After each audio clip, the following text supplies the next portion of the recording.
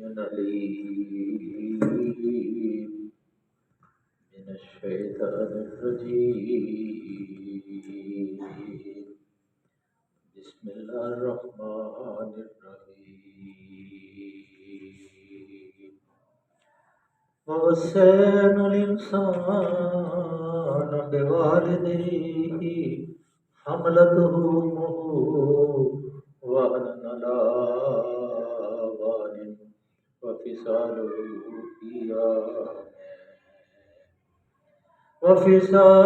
في عامين أن اشكر لي ولوالديك إلى المصير وإن جاهداك على أن تشرك بي ما ليس لك به علم فلا تطعهما وصاحبهما في الدنيا معروفا واتبع سبيل من أناب إلي ثم إلي مرجعكم فأنبئكم بما كنتم تعملون. یا بنی انہا ان تکو مثقال حبۃ من خردل فتکن فی صخرۃ او فی السماوات او فی الارض یأتی باللہ ان اللہ لطیف خبیر. یا بنی اقم الصلاۃ وامر بالمعروف ونهى عن المنكر واصبر على ما أصابك إن ذلك من عزم الأمور. آپ کے عزیز ساتھیوں، آپ کے علم میں ماشاء اللہ سارے جتنے ساتھی ہیں، ایک دو ساتھی کبھی کبھی جاتے ہیں، باقی آپ کے علم میں ہے کہ ہم قرآن کو ترتیب سے پڑھ رہے ہیں اور الحمدللہ ثم الحمدللہ اب ہم نے سورہ لقمان شروع کی ہے اور سورہ لقمان کا پہلا رکوع ہم نے مکمل کر لیا تھا اور سورہ لقمان کا یہ دوسرا رکوع ہے اور دوسرے رکوع کی بھی ہم نے کچھ آیتیں پڑھ لی تھی اور پھر اب اور اس میں لقمان حکیم جو تھے عرب کے بہت ہی ایک عظیم شخصیت گزرے ہیں اور وہ زمانہ جاہلیت میں جب نبی صلی اللہ علیہ وسلم حج کے موقع پہ لوگوں کے خیموں میں جا کے لوگوں کو دستک دیتے تھے، تعلیم دیتے تھے، تبلیغ کرتے تھے، دین کی طرف راغب کرتے تھے، تو ان دنوں میں سوید بن صامت جو مدینہ کا پہلا شخص جو اس وقت حج کرنے کے لیے ان دنوں میں آیا ہوا تھا، تو آپ صلی اللہ علیہ وسلم سے اس کی ملاقات ہوئی اور آپ نے جو باتیں کہیں تو اس میں سوید نے کہا کہ میرے پاس بھی، سوید بن صامت نے کہا میرے پاس بھی ایک مجلہ ہے جو مجلہ لقمان کے نام سے ہے، آپ کو میں وہ سناتا ہوں. وہ آپ اس نے پھر وہ لقمان حکیم کی جو اس مجلے میں کچھ باتیں تھیں وہ سنائیں تو آپ صلی اللہ علیہ وسلم نے فرمایا کہ میں آپ کو اس سے بہتر، یہ بہت اچھی باتیں ہیں لیکن میں اس سے بہتر آپ کو کلام سناتا ہوں. تو آپ صلی اللہ علیہ وسلم نے اس کتاب کی، یہ جو زندہ کتاب جو دستک دیتی ہے دل کے اوپر،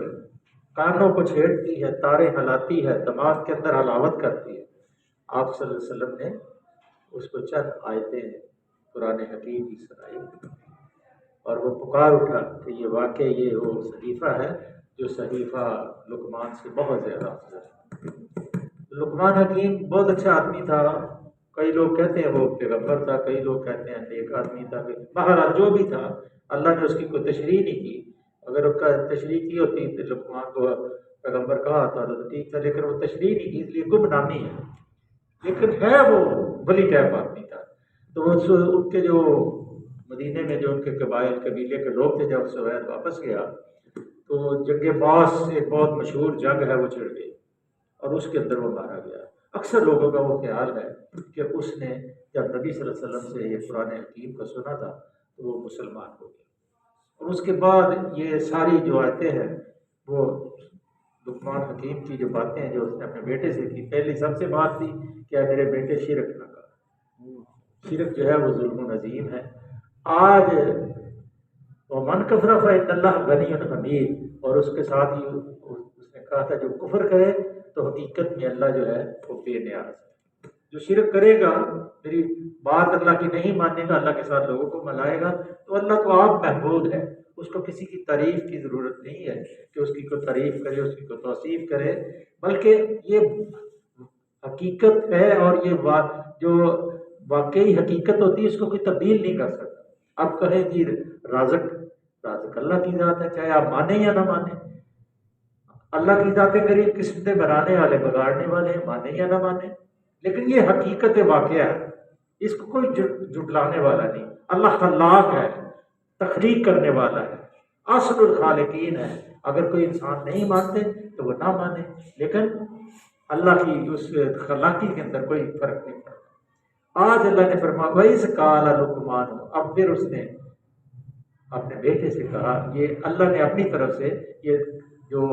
یہ بات بتائی کہ پھر اس کے بعد کیا لقمان نے کہا، وَإِذْ قَالَ لقمان لِبَنِيهِ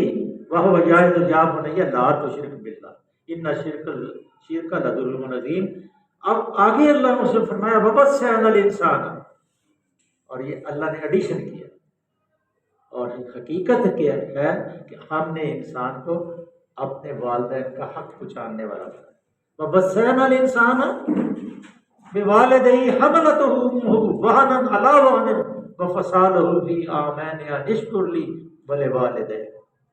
اے انسان کو اللہ نے فرمایا کہ ہم نے تجھے، انسان کو میں نے کیا، غور فکر کر اور اپنے والدین کا حق شناس بن، اپنے والدین کا حق شناس بن، کہ تیری والدہ نے سب سے زیادہ، تیری والدہ نے تجھے بار بار ذوف پہ ذوف اٹھا کے تجھے پالا، پیدائش کے دوران بھی اور پیدائش کے بعد بھی۔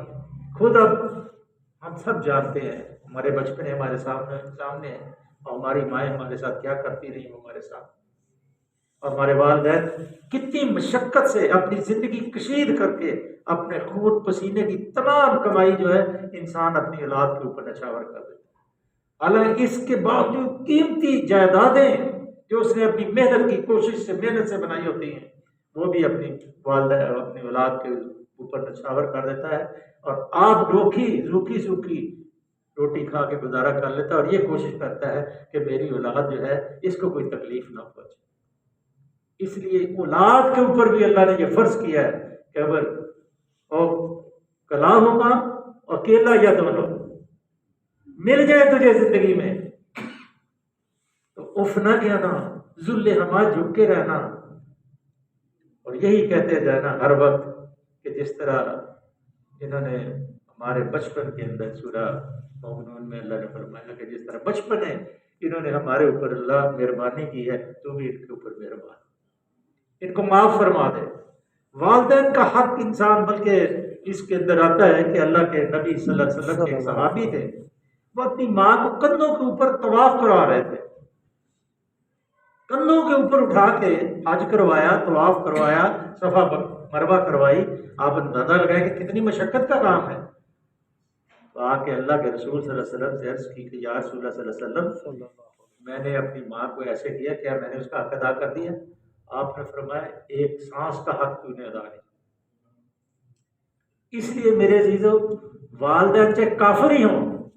یہ جو پہلے مسئلہ تھا نا کہ جب والدین، وہ ایک دن وہ ابو ہریرہ رضی اللہ تعالیٰ عنہ کے بارے میں نہیں تھا، بلکہ یہ حضرت سعد بن ابی وقاص کا یہ واقعہ تھا کہ جب وہ ایمان لے آئے تو آپ کی والدہ نے کہا نہ میں کنگھی کروں گی، نہ میں کپڑے چینج کروں گی، نہ میں کھانا کھاؤں گی، دھوپ میں بیٹھوں گی جب تک تو ایمان کو نہیں چھوڑتا۔ تو اللہ نے وہ آیاتیں پہلے جو ہم نے پڑھی تھی وہ آیتیں نازل فرمائی۔ آج پھر وہ اللہ رپیٹ کر رہا ہے کہ یہ میرے ہی حدود جو ہیں اس کے اندر والدین کو داخل نہ کرنا،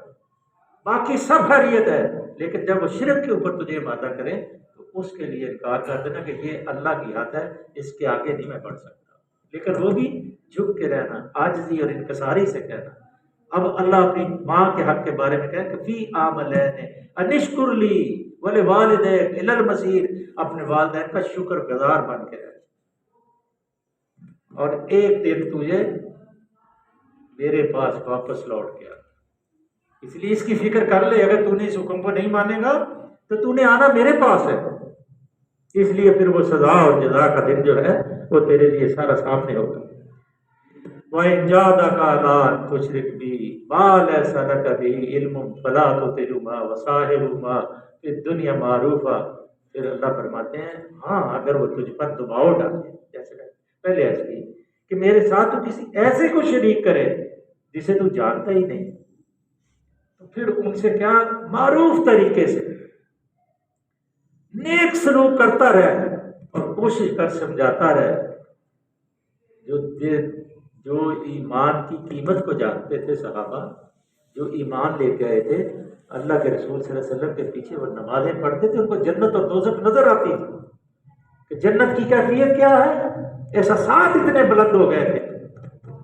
اور اللہ کی معرفت ان کو ان کی اتنی میسر آ گئی تھی کہ ان کو پتا تھا کہ جہنم میں کیا ہونا ہے اور جنت میں کیا ہونا ہے، ان کو یہ فزیکلی نظر آتا تھا۔ وہ کہہ رہے ذرا معروف طریقے سے ان کو سمجھانا کہ یہ جو ما لیس لک بہ علم، جس کا تجھے علم نہیں ہے، جس کو تو جانتا نہیں ہے کہ یہ کیا ہے، تو اس کے ساتھ شریک نہ کر، اور فلا تطعهما وصاحبهما فی الدنیا معروفا، دنیا کے اندر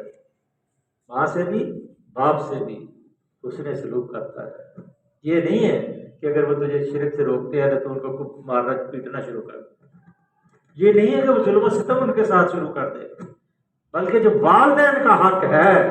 وہ تیرے اوپر فرض ہے، چاہے وہ سکھ ہو، ہندو ہو، عیسائی ہو، کافر ہو، مشرک ہو، جو بھی ہے، وہ بطور والدین تیرے اوپر ان کا حق ہے، اور معروف طریقے سے واتبع سبیل من اناب الی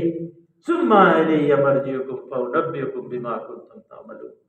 اگر تو یہ نہیں کرے گا تو دنیا میں ان کے ساتھ سے نیک سلوک نہیں کرے گا، اس راستے کی پیروی نہیں کرے گا جو میری طرف رجوع کرتا ہے۔ جو شخص میری طرف رجوع کرتا ہے کہ لقمان نے میری طرف رجوع کیا ہے، اگر تو اس کی راستے کی نہیں کرے گا تو پھر سمجھ لے کہ تجھے پلٹ کے آنا میری طرف ہے۔ میں نے 2-3 یہاں سیاسی شخصیات دیکھی تھی، میں چودھری پرویز الہی اور ان کے ساتھ رہا، ان کے والد تھے منظور الہی، ان کی پتہ نہیں نجی زندگی کیسی تھی، لیکن ہمارے ساتھ منظور الہی بیٹھتے تھے، تو میں ان کا پروڈکشن مینیجر کے طور پہ میں ان کے ساتھ کام کرتا تھا۔ تو جب چودھری منظور الہی آ جاتے تھے، پرویز، شجاعت اور ایک دوسرا وجاہت، 3 آدمی سی دیوار کے ساتھ لا کے کھڑے رہتے تھے، کوئی آدمی اف نہیں کرتا تھا، جو والد صاحب نے کر دیا بالکل ٹھیک ہے، ہم اس کے سامنے نہیں بول سکتے۔ اور اسی طرح میں نے یہاں ایک دفعہ منظر دیکھا کہ شیخ اصغر قتل ہو گیا، اللہ تعالیٰ کی مغفرت فرما دے، کہ اس کے بھی یہ بیٹے جو تھے نا، یہ جو رحیل اور شکیل، یہ بھی ایسے بالکل بڑے ہی اس کے تابع دار تھے۔ یہ مطلب گیت نہیں ہوتا تھا کہ لکڑ کی دیوار وہ پہلے کی ہوتی تھی، دیوار کے ساتھ لگ کے کھڑے ہوتے تھے اور جو حکم ہوتا تھا وہ لکھتے جاتے تھے اور وہ عمل کرتے جاتے۔ بعض چیزیں ایسی ہوتی ہیں کہ اللہ تعالیٰ کی طرف سے یہ ودیت ہوتی ہے، اللہ تعالیٰ نے جن لوگوں کو یہ توفیق دی ہے کہ ان کے والدین زندہ ہیں، حیات ہیں، اور وہ ان کی خدمت کر کے جنت نہیں حاصل کرتے، جیسے نبی صلی اللہ علیہ وسلم کی بہت معروف حدیث ہے کہ جبریل علیہ السلام آئے رمضان کے اندر، اب پہلے چڑھے آپ ممبر کے اوپر تو آپ نے کہا آمین، پھر دوسری پہ تیسری پہ، صحابہ نے پوچھا یا رسول اللہ صلی اللہ علیہ وسلم کوئی آیا نہ گیا، یہ آمین کیسے ہوا؟ کہا جبریل علیہ السلام آئے، کہا ہے اللہ کے رسول صلی اللہ علیہ وسلم اللہ نے سلام بھیجا ہے اور فرمایا ہے کہ اگر آپ کا نام نامی آئے اور لوگ جو درود نہ پڑھے جو سنے تو وہ برباد ہو گیا۔ میں نے کہا آمین صلی اللہ علیہ وسلم۔ اور پھر اس نے کہا کہ اگر رمضان پائے اور اپنی مغفرت حاصل نہ کرے تو میں نے کہا آمین۔ پھر اس نے تیسری بات کہی کہ اپنے والدین کو بڑھاپے میں پائے اور ان کی خدمت کر کے اپنی جنت کو حاصل نہ کرے وہ برباد ہو گیا۔ میں نے کہا آمین۔ اب اس سے زیادہ کیا کہتی ہے؟ اور یہ نصیحتی ہے، قرآن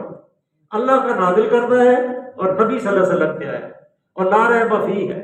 لانے والا بھی لا ریب ہے، بھیجنے والا بھی لا ریب، اور جس کے اوپر آیا وہ بھی لا ریب، اور یہ کھلی کتاب، زندہ کتاب ہم سے مخاطب ہے، ہمارے دل کے اوپر دستک دیتی ہے، ہمارے کانوں کو چھیڑتی ہے، ہمارے دماغ کو ہلاتی ہے کہ سوچو ذرا، اور یقین جانے اس کتاب کو جو پڑھتا ہے ڈھونڈتا رہتا ہے کہ اس کے اندر ایسی بے نظیر چیزیں نہیں۔ کئی گلوکار، کئی بڑے بڑے انجینئر، ڈاکٹر، بڑے ہی دائرہ قسم کے لوگ جب اس قرآن کے معنی کے اندر داخل ہوتے ہیں تو اللہ تعالیٰ اس کے معجزے کی وجہ سے ان کے دل کو دنیا میں تبدیل کرتا ہے اور مسلمان ہو جاتا ہے۔ کان کی بناوٹ کو دیکھ کے کئی مسلمان ہو گئے، آنکھ کے حرکت کرنے سے مسلمان ہو گئے کہ کیسی آنکھ کے اندر کوئی چیز جاتی نہیں ہے، اگر کوئی جائے تو ایک دم چپکا بات ہے، خود بخود کیسی اللہ نے حفاظت بنائی۔ ایک ایک پاؤں کی طرف دیکھیں، انگلیوں کی طرف دیکھیں، یہ ناخن جو ہے ان کی طرف دیکھیں،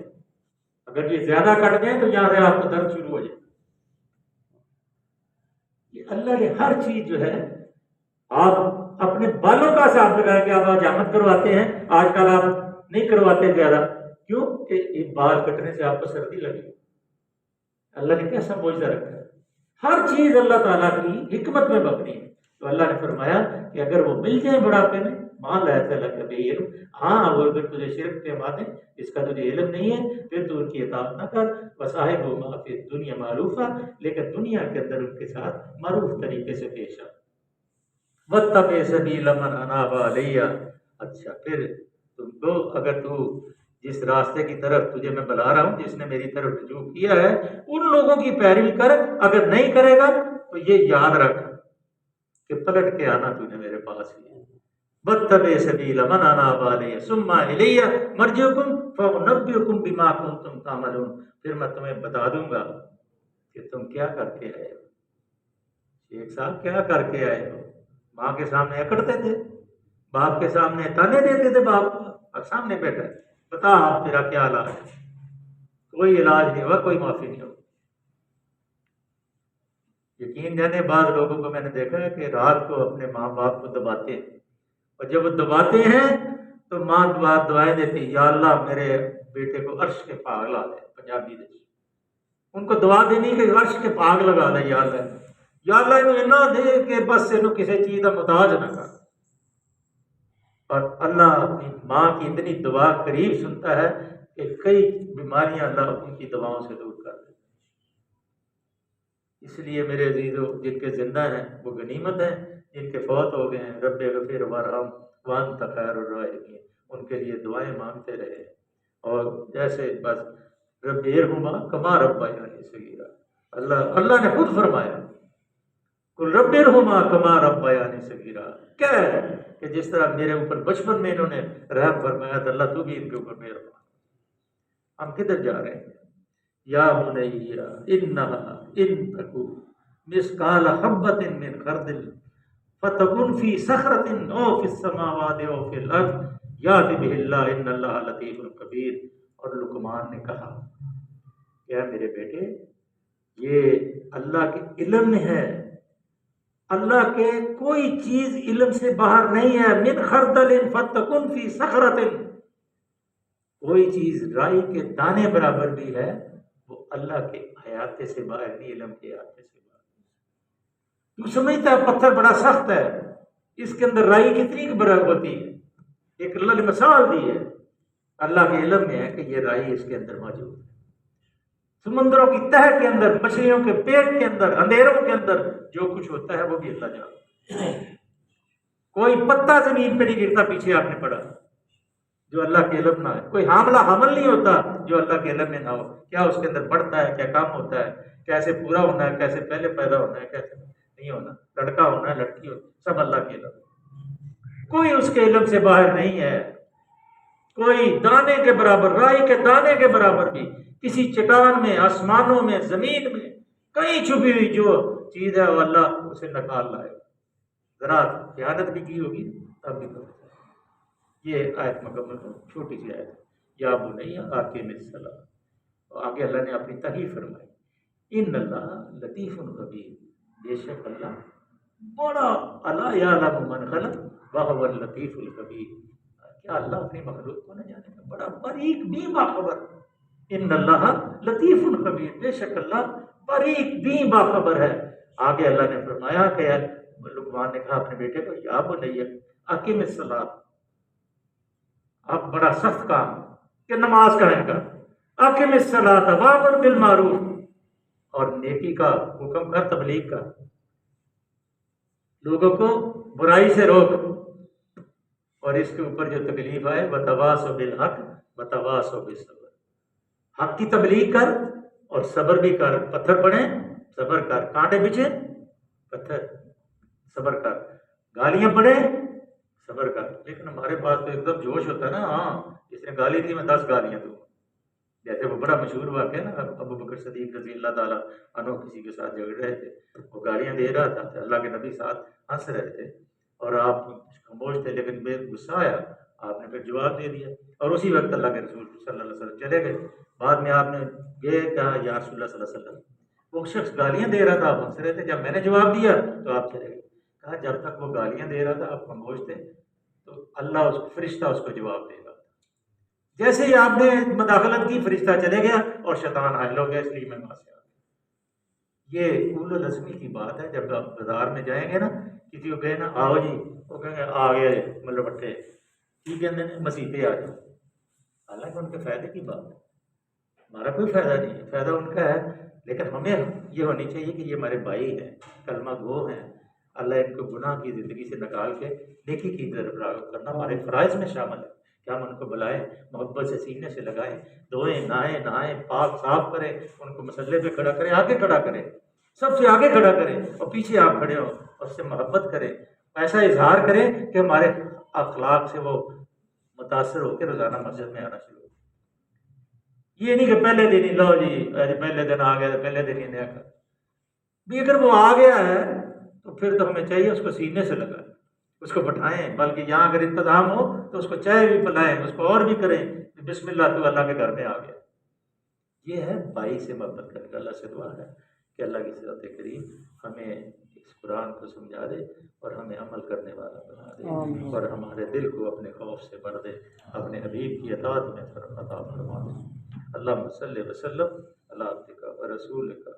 و حبیبک سیدنا محمد النبی الامی وعلی آلہ و صحابہ وبارک وسلم علیہ۔ اللہ جی بیٹھنا قبول فرما دے۔ اللہ جو کچھ ٹوٹے پھوٹے الفاظ پڑھتے اللہ ان کو شرط قبولیت عطا فرما دے۔ اللہ سینوں کی نور، اللہ اس کو قرآن کو ہمارے سینوں کا نور بنا دے، آنکھوں کی ٹھنڈک بنا دے، قبر میں ہمارا ساتھی بنا دے۔ اللہ جتنے ساتھی عزیز و کارویہ تشریف فرمائے، اللہ ان کی سب کی جائز حاجات کو پورا فرما دے۔ اللہ فلسطین کے مظلوم مسلمانوں کی مہربانی فرما، اللہ ان کے اوپر مہربان ہو جائے۔ اللہ ہمارے حکمرانوں کو ہدایت عطا فرما، اللہ عادل حکمران عطا فرما، اللہ اپنے خوف والا حکمران عطا فرما، حلال سے اللہ وسعت فرما اور رام سے بچنے کی توفیق عطا فرما، بیماروں کو شفا عطا فرما، قرض داروں کو قرضوں کی لعنت سے نجات عطا فرما۔ صلی اللہ تعالیٰ علیہ محمد و آلہ وصحبہ اجمعین برحمتک۔ جزاکم اللہ۔